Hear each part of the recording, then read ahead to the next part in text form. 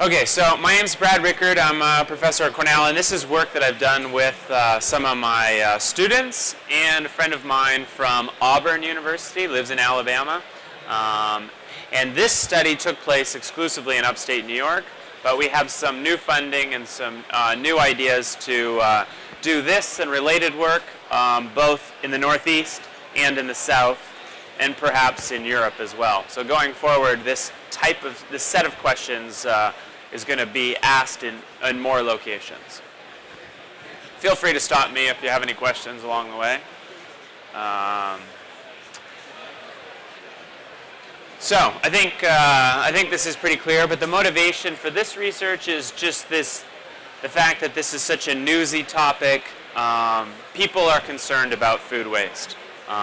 People are surprised when they learn about how much food is wasted. And there are some problems about how people measure food waste, or I have problems with the way people measure this.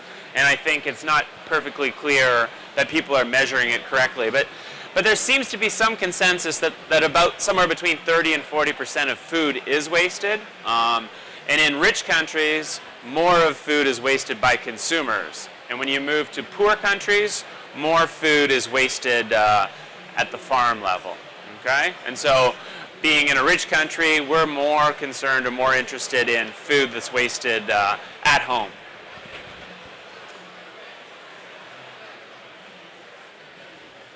Okay, so we've seen a lot of different initiatives or ideas or proposals, ways to reduce food waste.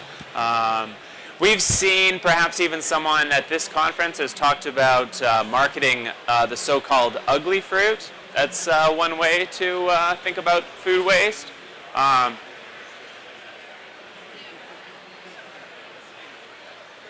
The USDA has I had a picture that's not showing up, but the USDA has a new infographic, and another tactic they have as a way to provide more information to help reduce food waste. There's ideas that food can be donated to food banks as a way to decrease food waste. There's a lot of different technologies, both in sort of packaging technology and other technologies, and I would even go so far as to say some genetically modified technologies, GM technologies. One of the claims of some new GE or GMO technologies for fruits and vegetables is that it will lead to less food waste. This is true for the information I see related to Arctic apple as well as the innate potato. Both of those products claim, and I think valid claims, that those products, if introduced, if commercialized, would reduce food waste. I think Arctic apples, you'd see less food waste among school-age children, and with the innate potato, you would see less waste at the processing level. And then other people talk about harmonizing date labels, or the fact that we have different date labels confuses people, it leads to food waste. And that's what I was going to talk about today. These date labels, and we all know, even when you go into the yogurt section in a store, you'll see different manufacturers of yogurt will use different date labeling language, right? And it potentially is confusing. Or if you open up your refrigerator door, I think it doesn't really bother me. I just eat stuff anyways. But I think some people are put off, or they're a little, especially people who are a little risk averse, see these date labels. Something is best by, something is used by, something is fresh by, and it's getting close to that date, or you're a couple of days past that date, and we think it might affect behavior. Surprisingly, I was surprised when I learned this. There's really no federal regulations in the United States that mandate or that regulate how this wording is used on food products. It's surprising to me. There are a few exceptions. States do have some rules about language that's used on eggs and some meat products, and then there's a national regulation for infant formula, about the language you use on infant formula. But the rest of it is, it's the Wild West as far as these language. And there's people that think that maybe it should be harmonized as a way to reduce food waste. here's some of the ones that are most common. The sell by, best before, best by, best if used by, use by. And I would argue that some of these labels, although there's no rules about this, some of these labels have a little more of an indication that this is about food safety, and other labels are a little bit more about food quality. And I think different types of consumers may respond differently depending on the language used. But again, this is just sort of generally what these labels are thought to mean. These aren't regulated terms.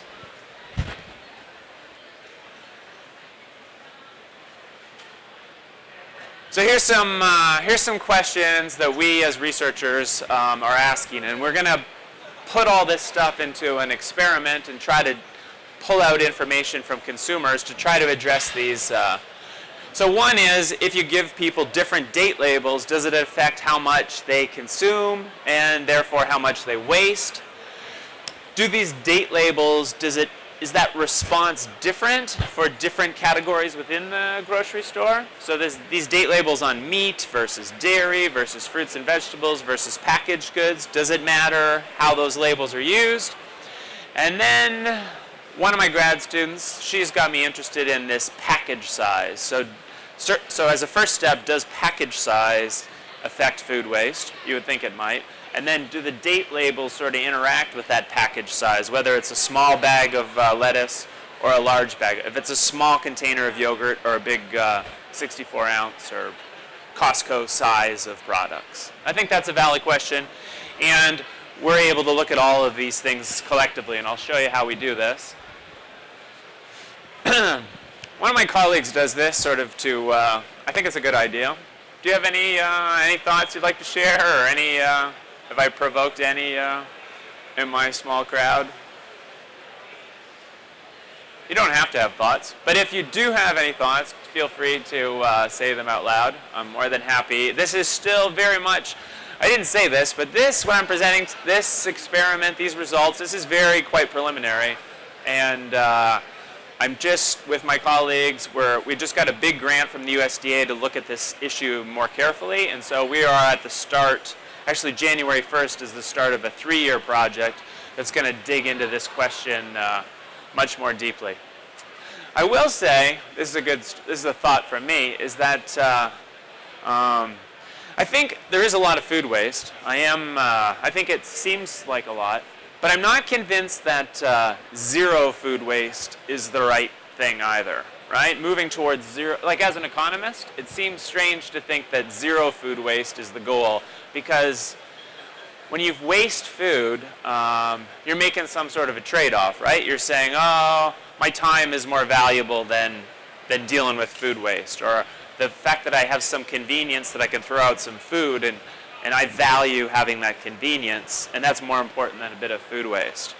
Or I was at some banquet yesterday, and they served me all kinds of food, and then they gave me some big fluffy dessert thing, and I'm not going to eat all that food, because it's a trade-off for me that if I eat all that food, then I gotta run an extra 10 miles to wear off this fluffy cake. So I decided I was going to waste that.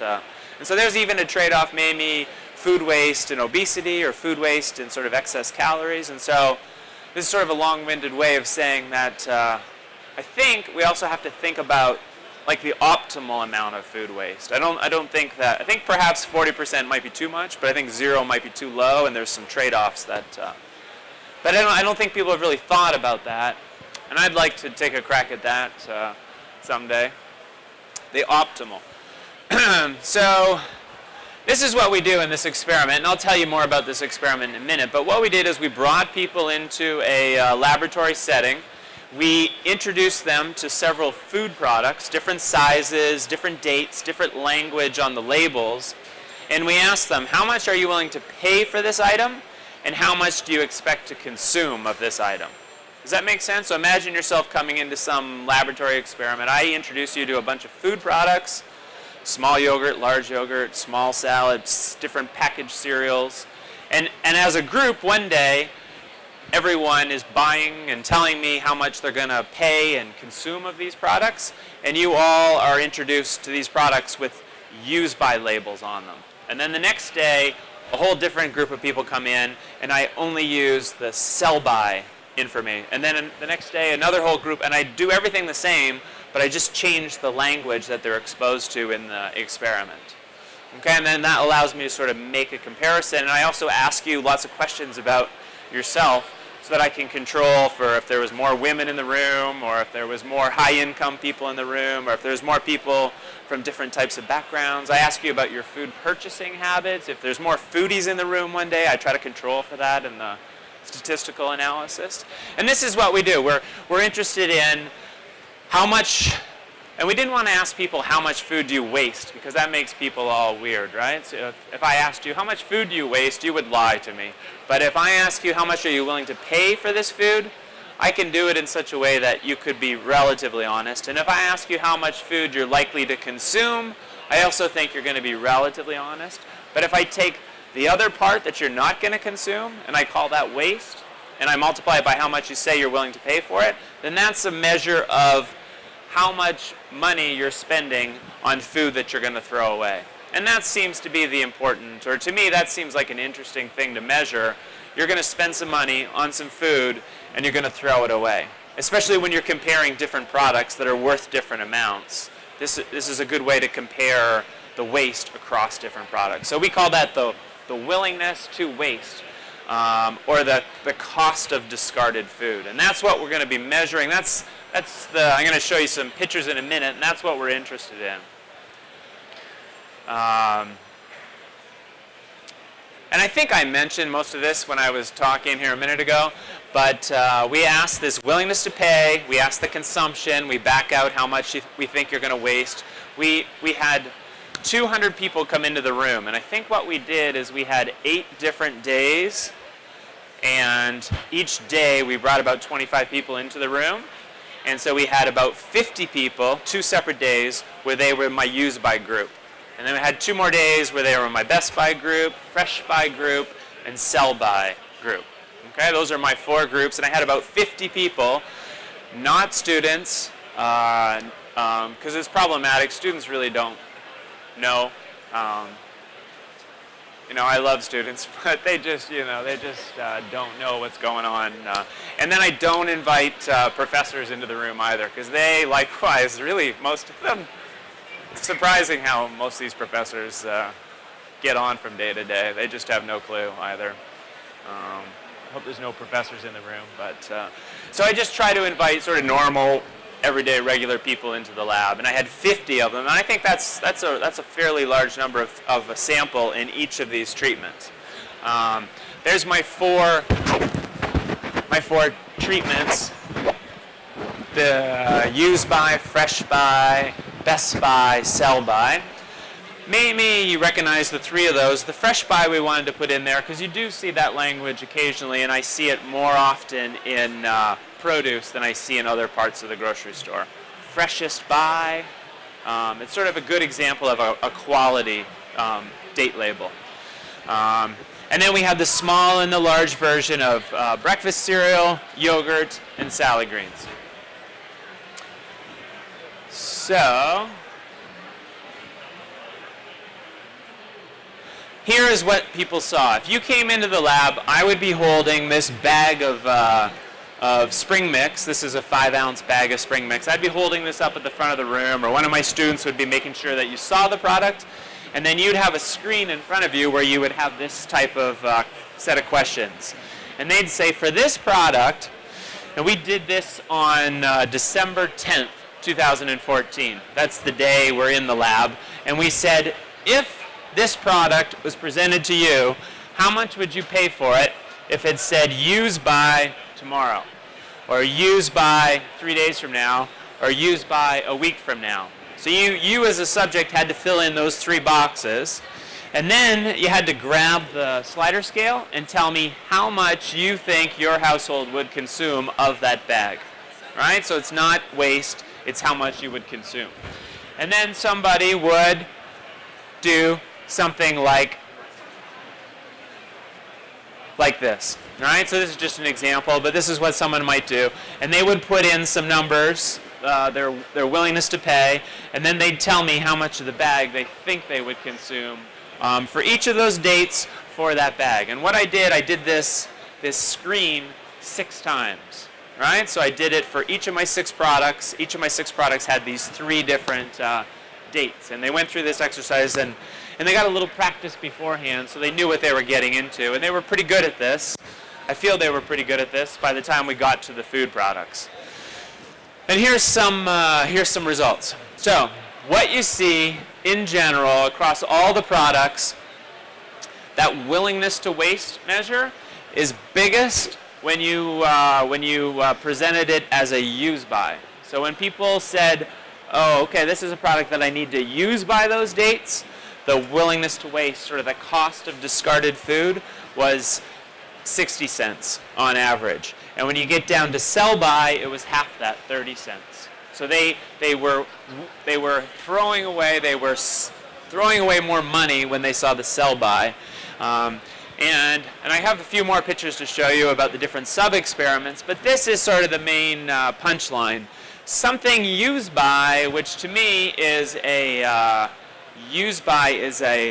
me feels like a food safety kind of language. The food safety language led to the most food waste. And this sort of ambiguous sell by, that doesn't really mean anything to me. That's sort of more of a retailer thing, had the least amount of food waste. And these 2 in the middle I would think of as quality. These are sort of food quality points. And in those cases they were in the middle, but fresh buy led to more waste than best buy. And I think, I would say that fresh buy is maybe language that we're less familiar with than best buy. So although they're both sort of food quality date label languages, there was some differentiation between those 2. So that's my punchline. And I also have some pictures that show these differential effects in the cereal category versus the salad versus the yogurt. And I would say that general story that I was telling you a minute ago is strongest in the salad category, then in the yogurt category, and it's sort of a mixed message over in breakfast cereal. Okay, so that general story that use by leads to the most waste is most true in the salad and the yogurt. And that seems reasonable to me. The more perishable it is, the more sensitive people seem to be to this date label language. What do I have here? This is the, remember there was the 3 different dates that I used for each product? Excuse me. One of those dates was tomorrow. One of those dates was a few days from now. One of those dates was a week or a month. In the case of cereal, it was like a year from now. And this just indicates that, again, there is this general story, use by leads to more food waste than sell by. And it does it by, and it's pretty consistent across those 3 dates, those 3 timelines. Are these pictures? I've never used these pictures before. Are they making sense? Are they helpful? They are? Okay, good. And the date, this is the small versus the large story. So again, what if I put the small yogurt, the small breakfast cereal, and the small, it's not like a little tiny box of Cheerios, but it's sort of a normal 10-ounce box of Cheerios versus the Costco size of Cheerios. But the general story that use by leads to more waste than sell by holds, and it seems to be stronger. And I think you would agree this makes sense. This is intuitive, that there's more food waste in general on that large size than there is in the small size. But that general ordering from use by to fresh by to best by to sell by holds in the different sizes as well.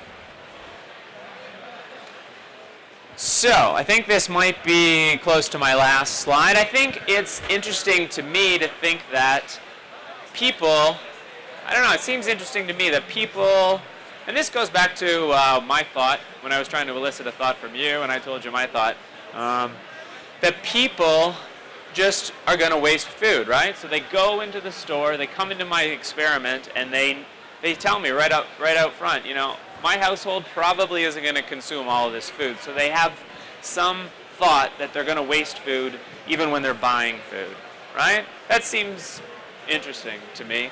And there's probably nothing you can do about that. So some level of food waste is inevitable. And I don't know if we should be getting all excited about trying to move to a zero food waste scenario, because but I think on the margin, we should be interested in food waste. We should be concerned about food waste. And the results here seem to indicate that that date labeling does cause confusion, and people do have different rates of waste depending on the language that's on the package. It's more prevalent in some of the more perishable things. It's more prevalent in the larger sized of items. But overall, this language that's more suggestive of food safety is more important than food quality or this retailer sell-by language.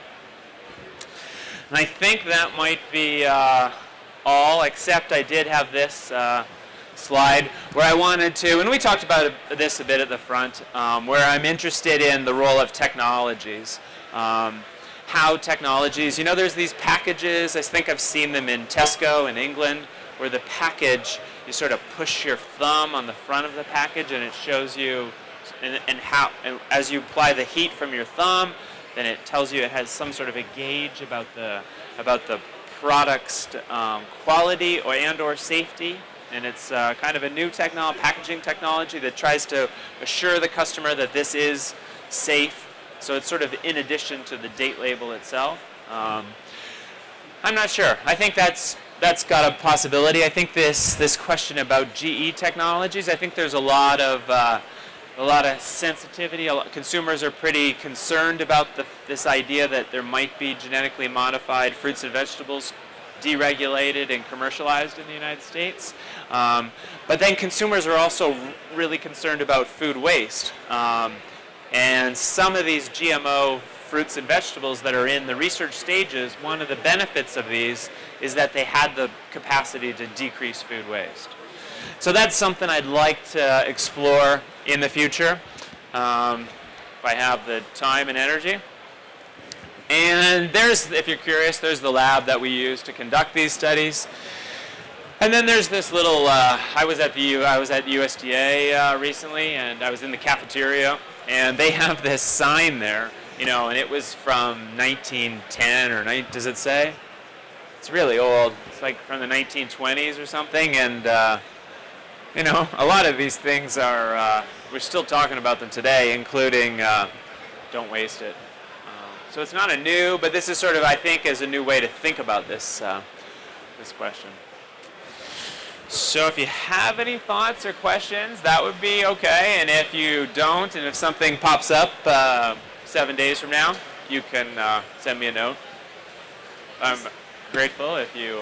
Out of curiosity, how come you chose cereal rather than some other things I think of when I look at the dates of stuff is bread? Bread.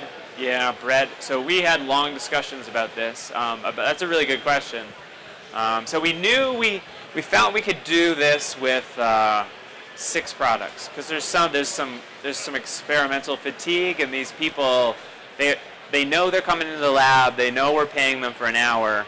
They actually hope that they get out of the lab in about 50 minutes, and they get really kind of cagey if they're in the lab too long. And so that we really had the time for about 6 products.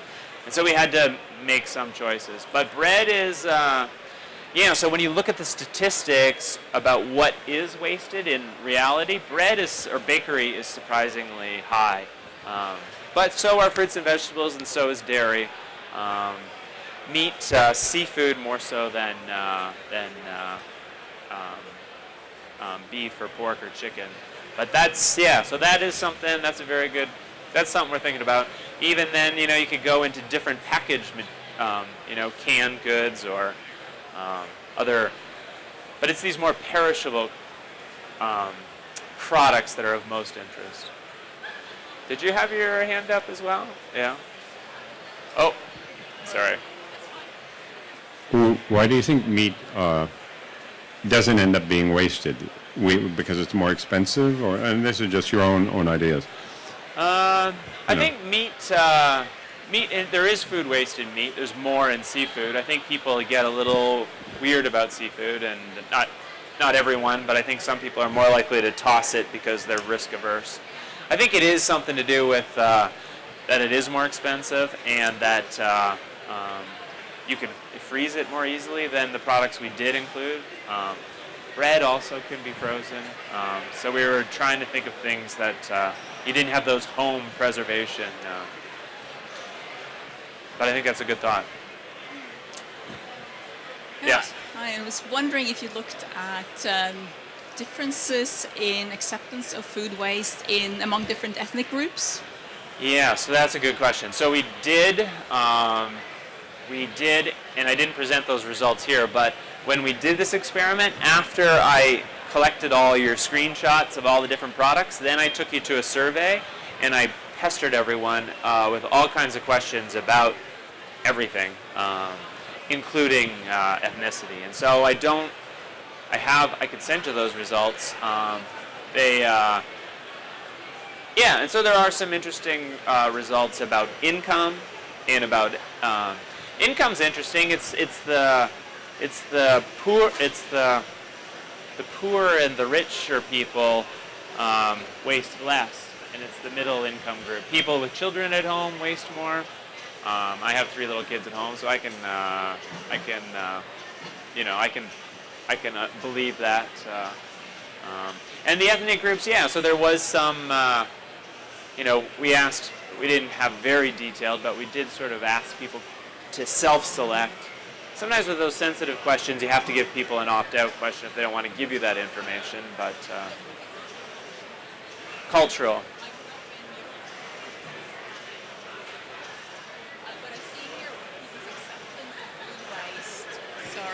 People's acceptance of food waste here is completely different. I mean, it's not even shameful here. Yeah.